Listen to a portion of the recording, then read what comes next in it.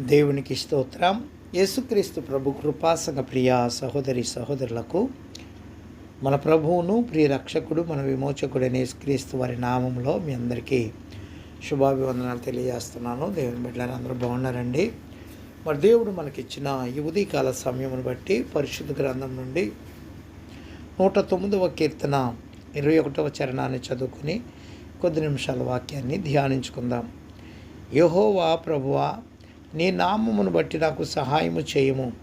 నీ కృప ఉత్తమమైనది గనుక నన్ను విడిపింపుము. ప్రార్థన. పరిశుద్ధుడా, ప్రేమమయుడ మా తండ్రి, వాక్యమైన దేవ నాతో మాతో మాట్లాడి మమ్మలను బలపరచుమని యేసుక్రీస్తు వారి నామంలో ప్రార్థించి వాక్యమును ధ్యానించుచున్నాము తండ్రి. ఆమేన్. ప్రభునందు ప్రియ దేవుని బిడ్డలారా, 109వ కీర్తన 21వ వచనంలో యెహోవా ప్రభువా, నీ నామమును బట్టి నాకు సహాయము చేయము.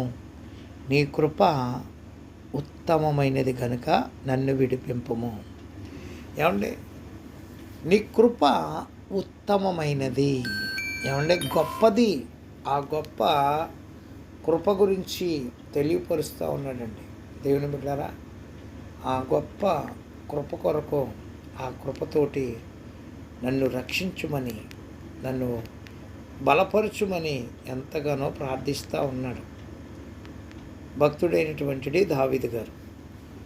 దేవుని బిడ్డలు ఇక్కడ మనం గమనించినట్లయితే ఎందుకని ఆయన యొక్క దయ, కరుణ, వాత్సల్యతో కాపాడమని అడుగుతూ ఉన్నాడో, అనేకమైనటువంటి నిందలు, సమస్యలు, ఇబ్బందులు, ఏమంటే శత్రువుల యొక్క శాపాల గురించి తెలియపరుస్తూ ఉన్నాడు ఈ 109వ కీర్తనలో. కీర్తనకారుడు తన శత్రువుల్ని తనకు వ్యతిరేకంగా అబద్ధాలు, అపవాదులను ప్రచారం చేయవారిని శపించుట ఈ కీర్తనలో గమనించగలం. నేటి క్రైస్తవ నైతిక ఆధ్యాత్మిక జీవితానికి శపించుట వ్యతిరేకమైనప్పటికీ దావీదు గారి యొక్క కాలం నాటి పరిస్థితులు ఈ కీర్తన తెలియజేస్తూ ఉంది. దావీదు గారికి వ్యతిరేకముగా అనేక తప్పుడు నిందల, అపవాదాల ప్రచారము చేయబడ్డాయండి. మొదటి సమూయేలు గ్రంథంలో 22వ అధ్యాయం 7 నుంచి 13 వచనాల్లో, అలాగే 2వ సమూయేలు గ్రంథం 15వ అధ్యాయం 3-4 వచనాల్లో ఎన్నో నిందలు కనబడతా ఉన్నాయి. అలాగే ప్రభు అయిన యేసుక్రీస్తు వారికి కూడా వ్యతిరేకంగా కూడా ఆనాటి మత నాయకులు తప్పుడు సాక్ష్యాలని, అబద్ధాలని ఆధారం చేసుకుని ఆయనను సిలువ మరణానికి అప్పగించారండి. మనం చూస్తే మత్తయి సువార్త 26వ అధ్యాయము 59 నుంచి 61 వచనాల్లో, అలాగే మత్తయి సువార్త 27వ అధ్యాయము 39 నుంచి 44 వచనాల్లో ఈ కీర్తన వ్యక్తిగత విలాప గీతం, అంటే దుఃఖకరమైన గీతంగా కనబడతా ఉందండి. దావీదు గారు శత్రువులను గురించి ఫిర్యాదు చేశాడు 109వ కీర్తన 1 నుంచి 5 వచనాల్లో.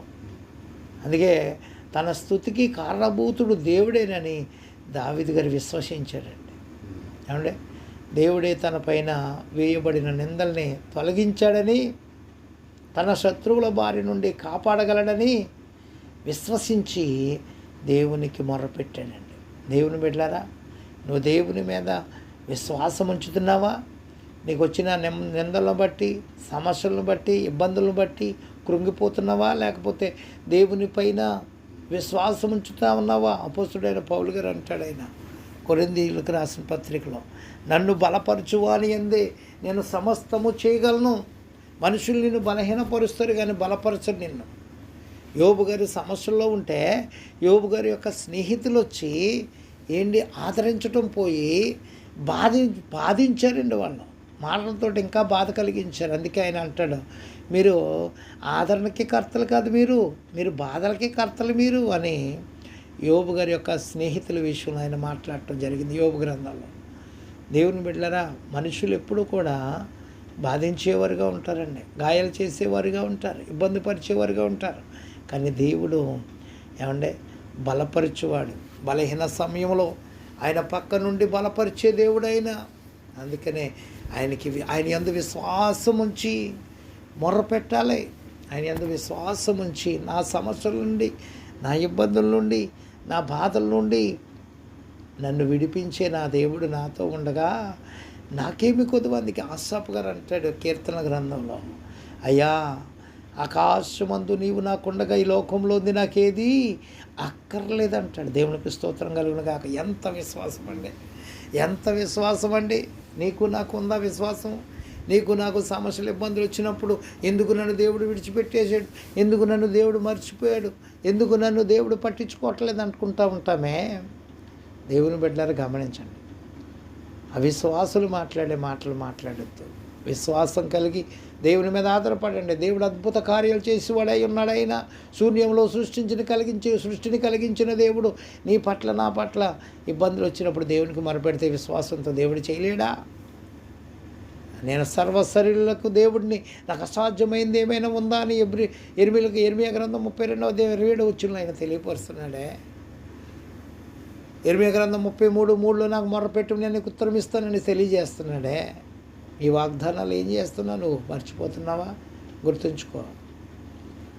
దేవుని బిడ్డలారా, శత్రువులు తనకు వ్యతిరేకంగా చెప్పుచున్నటువంటి అబద్ధాలని, అపవాదాలని దేవుని సన్నిధిలో తెలుపుకుని తన హృదయ భారాన్ని తేలికపరుచుకున్నాడండి దావీదు భక్తుడు. తన మంచితనానికి, ప్రేమకు ప్రతిగా తనకు కీడు తలపెట్టిన వారి గురించి కూడా ఫిర్యాదు చేశాడు దేవుని దగ్గర. మనుషులకు చెప్పుకోలేదండి. శత్రువులను శపించుట 109వ కీర్తన 6-19 వచనాల్లో ఈ వాక్య భాగంలో ఏకవచన సంబోధన వాడు ఏమంటే చేయబడ్డదండి. ఏమంటాడంటే వాడి గురించని తెలియపరుస్తూ దేవుని దగ్గర ఒప్పుకున్నాడు. ఇదిగో వాడు ఇలా మాట్లాడుతున్నాడయ్యా, వాడు అలా మాట్లాడుతున్నాడు, వారి విషయంలో ఎదుటి విషయంలో ఇది చెయ్యి అది చెయ్యని దేవుని దగ్గర తెలియపరిచాడండి. ఇంతకుముందు భాగంలో బహువచన సంబోధన వారు చేయబడింది. బహుశా ఇది భక్తిహీనులు, శత్రువులు తనకు వ్యతిరేకంగా చేసిన శాపవచనాన్ని కీర్తనకారుడు ఏమంటే యథాతథంగా సేకరించి ఇలా చెప్పండి వచ్చని తలంచుతున్నది. ఇవి నిజంగా కీర్తనకారుని నోట నుండి వచ్చినటువంటి శాపాల లేక కీర్తనకారుని గురించి తన శత్రువులు వ్యతిరేకులు పలికిన శాపాలు అన్నది సందేహాస్పదంగా దావీదు లాంటి భక్తుల నోటి నుండి ఇలాంటి శాపవచనాలు రాకపోవచ్చని పండితులు అంటూ ఉన్నారు. ఈ వాక్య భాగంలోని శాపములు దుష్టునికి సహజంగా సంభవించే సంగతులే ప్రస్తావించబడ్డాయండి. శాపముల వెనుక తీవ్రమైన ద్వేషం వ్యక్తమవుతూ ఉందని తెలియజేస్తూ ఉన్నారు. అంతేకాకుండా 109వ కీర్తన 20-27 వచనాల విడుదల కొరకై దేవుని ప్రార్థించుట, తన విరోధులకు యెహోవా వలన కలుగు ప్రతీకారమును తెలుపుచు తన విమోచన కొరకై దేవుని ప్రార్థిస్తున్నాడండి. ఈ నిందల వలన, బాధల వలన తాను ఏ విధంగా క్షీణించి పోయినది, బాధ నొందినది కీర్తనకారుడు చక్కగా వివరించాడు. మానవుని శాపములను తిప్పికొట్టగలవాడు, తొలగింపగలవాడు దేవుడేనని విశ్వసిస్తూ ఉన్నాడు. ఇతరులు ముఖ్యముగా తనను నిందించువారు దీనిని గ్రహించినట్లు తనను రక్షించమని ప్రార్థిస్తూ ఉన్నాడు.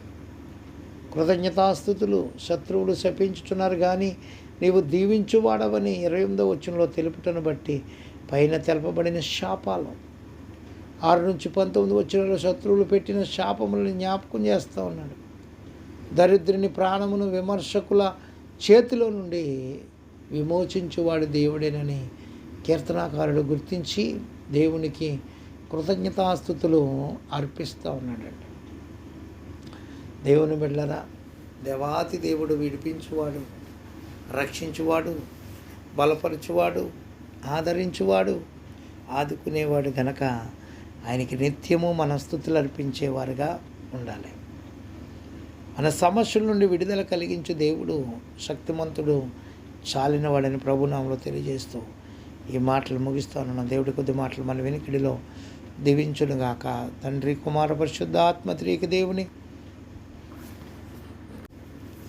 దీవెన మనెల్లరకు తోడయుండి కాపాడే బలపరచునుగాక. ప్రభు పనిలో మీ ఆత్మీయ సహోదరుడు పాస్టర్ ఎలీషా రాజు మస్కట్ నుండి.